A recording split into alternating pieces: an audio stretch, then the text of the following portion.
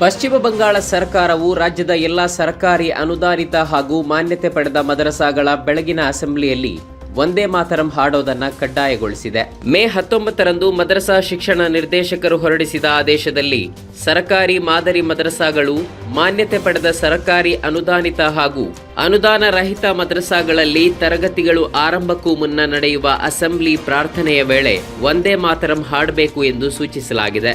ಶೃಂಗೇರಿ ವಿಧಾನಸಭಾ ಕ್ಷೇತ್ರದ ಅಂಚೆ ಮತ ಮರು ಎಣಿಕೆ ಪ್ರಕರಣಕ್ಕೆ ಸಂಬಂಧಪಟ್ಟಂತೆ ಸುಪ್ರೀಂ ಕೋರ್ಟ್ನಲ್ಲಿ ಗುರುವಾರ ವಿಚಾರಣೆ ನಡೆದಿದ್ದು, ಯಥಾಸ್ಥಿತಿ ಮುಂದುವರೆಸಲು ತಿಳಿಸಿ ಮುಂದಿನ ವಿಚಾರಣೆಯನ್ನ ಜುಲೈ 23ಕ್ಕೆ ಕಾಯ್ದಿರಿಸಿದೆ.